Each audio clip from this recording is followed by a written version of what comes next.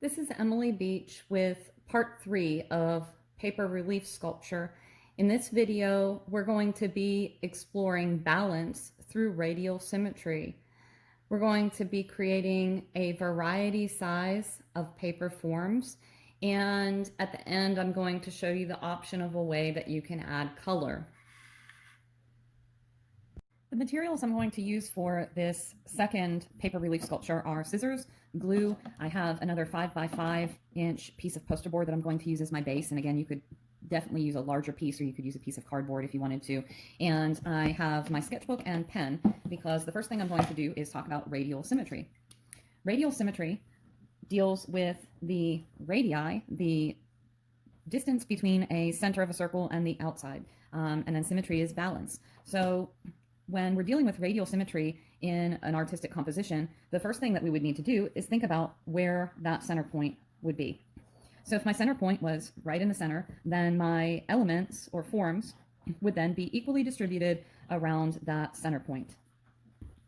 And they could continue to go on.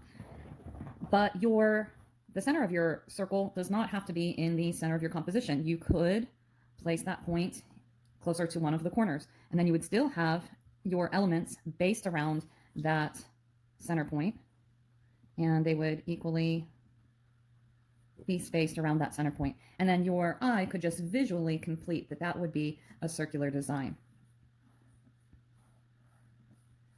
And it doesn't just have to go in the corner or in the center. It could be anywhere in your composition, or you could have multiple center points. So you could have elements that were distributed around this center point, and you could have elements that were equally distributed around another center point. So you may want to sketch out some possible options before you get started. And if you did not make multiple paper forms like we did in the last video in part 2 of the paper relief sculpture, you may want to play around with getting some paper and folding some different types of forms, some geometric forms, some organic forms. And I'm going to be using these forms, which I've already pre-made, and I've made them in different sizes. In the last video, part 2 of my paper relief sculpture, I made a sculpture that only used one form that repeated.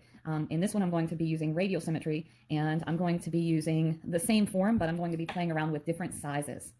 I now have my poster board base, and I have placed a point on that poster board base, and that is going to be the center of my radial symmetrical design.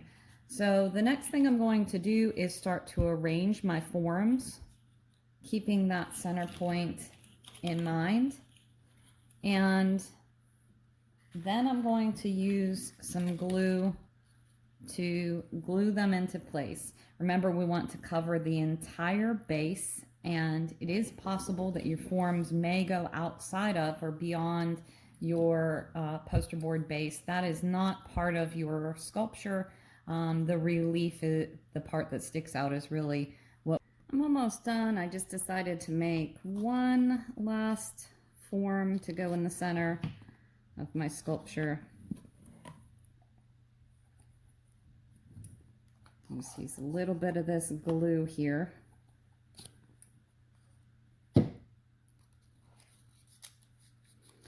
And when you're gluing these down, make sure that you're using a good amount of glue. You can also use a hot glue gun on this if you want to. One of the things with using a hot glue gun is sometimes you get those little hot glue hairs or strings on your sculpture, and just a little trick that gets rid of those and is pretty efficient. If you just take a hair dryer on warm and move it around your sculpture, it will cause those little strings from the hot glue to disappear. So now I've got my sculpture. It is completed. You can see that there's a nice strong center point in there. I'm going to do one last thing, and this is totally optional, but I'm going to give it a light coating of spray paint to kind of accent the forms and also just give it a little bit of color. You can see that without any color, it looks great. It's got a lot of values in there, but I'm just going to show you another option if you wanted to spray paint it. I'm going to head outside. Make sure if you use spray paint that you are using it outdoors in a well-ventilated area. Welcome to my yard. I'm going to be spray painting the project now. If you are working outside, you'll want to make sure that you put down a piece of scrap paper or cardboard or newspaper underneath the area where you're going to be spray painting so that you don't get any spray paint marks on your grass or sidewalk. And I'm going to be using this Rust-Oleum spray paint I just had left over from a project that I had done before. And it is also a good idea, if you have a mask, to wear a mask. It will prevent you from breathing in harmful vapors in the spray paint.